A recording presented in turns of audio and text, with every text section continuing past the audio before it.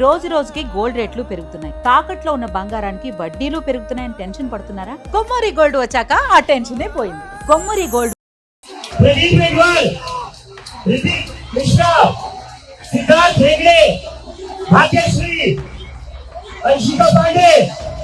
उमेश वाली, रेणु मीना, प्रिया कुमारी चापा, शिवानी यादव, अनु गिरना, कहान पटेल, आकांक्षा चतुर्वेदी, रीमा बेगम, मैथिली अशोक सोनोने, अवंतिका मौर्य, जतीन कुमार, गोपिका, शेख सना, व्यक्तियानंदम, ये वो बच्चे हैं जिनको आज न्याय। Breaking news.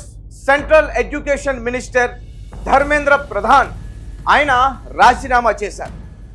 గత కొన్ని రోజుల నుంచి దేశవ్యాప్తంగా చాలామంది విద్యార్థులు, స్టూడెంట్స్ వీళ్ళందరూ కూడా ఏకమై ఎవరైతే నీట్ ఎగ్జామ్ పేపర్ లీక్కి సంబంధించి కొంతమంది దోషులు అని తేలి ఉన్నారో వారిని కఠినంగా శిక్షించాలంటూ, అలాగే ధర్మేంద్ర ప్రధాన్ ఎడ్యుకేషన్ మినిస్టర్ ఆయన రాజీనామా చేయాలంటూ, అలాగే అక్కడ పీస్ఫుల్గా ప్రొటెస్ట్ చేస్తున్న కొంతమంది విద్యార్థులపైన పోలీసులు దాడి చేసి కేసులు పెట్టారు.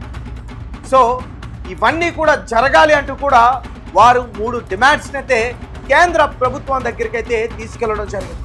దీనికి సంబంధించి సిజేపీ సోషల్ మీడియా ద్వారా పుట్టుకొచ్చిన ఈ సిజేపీ పార్టీకి సంబంధించిన అశుతోష్ రామ్కా, సౌరవ్, అబ్జిత్ దీప్కే వీరి డిమాండ్స్ ఏంటనేది తెలియజేశారు. అలాగే కేంద్ర ప్రభుత్వంలోని ముఖ్యమైన నాయకులు జేపీ నడ్డా, జితేందర్ సింగ్ వారితో కూడా కలిసి దీక్షను విరామించడానికి, ఆ నిరసన మొత్తం కూడా పూర్తిగా విరామించడానికి వాళ్ళు కొన్ని కండిషన్స్ కూడా వారికి చెప్పడం అయితే జరిగింది. సో తాజాగా నరేంద్ర మోదీ గారు ప్రధానమంత్రి ఆయన దీనిపైన రెస్పాండ్ అయ్యి 2 రోజులు ఆయన వీడియో చేసి సోషల్ మీడియాలో పెట్టడం, అది కాస్త వైరల్గా మారడం, ఖచ్చితంగా మీరు ఏదైతే డిమాండ్ చేస్తున్నారో రెండింటికి మేము సానుకూలంగానే స్పందించాం, అలాగే 3వ డిమాండ్ కూడా ఒకసారి ఆలోచించి నిర్ణయం తీసుకుంటామని చెప్పి అందులో అన్నారు. ఆయన చెప్పినట్టుగానే ఇప్పుడు ధర్మేంద్ర ప్రధాన్ ఎడ్యుకేషన్ మినిస్టర్ ఆయన రాజీనామా చేసి ఆ పత్రాన్ని మోదీ వద్దకు పంపించినట్టుగా కూడా తెలుస్తోంది. దీంతో ఒక్కసారిగా వారందరూ కూడా ఆనందం పడుతున్న ఆ విజువల్స్ అని కూడా మీరు స్క్రీన్ పైన క్లియర్గా చూడొచ్చు.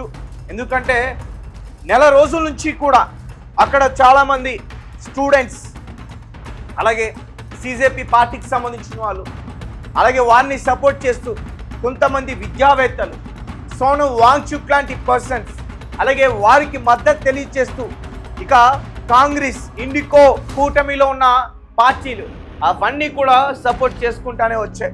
నిజంగా ఒక నెల రోజుల నుంచి ఢిల్లీలో జంతర్ మంతర్ దగ్గర తీవ్రమైన ఉద్రిక్తత పరిస్థితి ఏర్పడింది.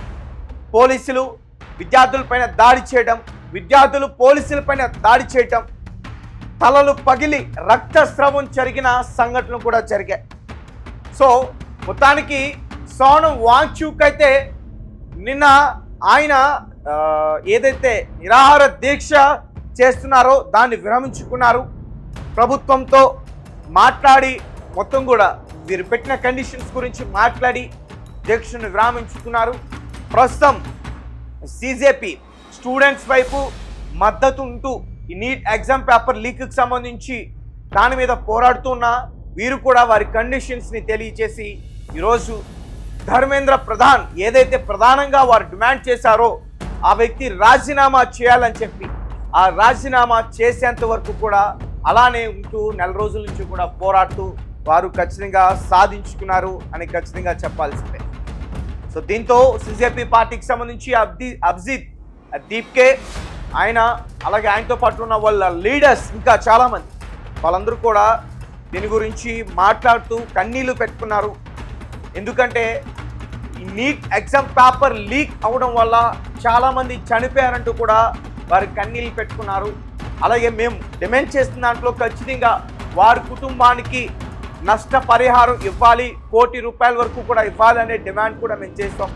అది కూడా జరుగుతుందని వారు హామీ ఇచ్చారు. అలాగే ప్రభుత్వం కూడా దానిపైన సానుకూలంగానే స్పందించి వారికి హామీ ఇవ్వడం అయితే జరిగింది. ఖచ్చితంగా నష్టపరిహారం ఇస్తామని.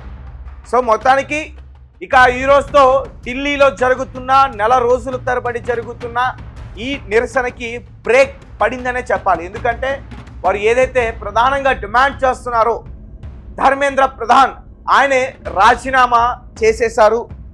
సో వారు అడిగింది జరిగింది కాబట్టి వారు ఇక నిరసన ముగించుకునే అవకాశం అయితే ఉన్నట్టుగా కూడా తెలుస్తూ ఉంది.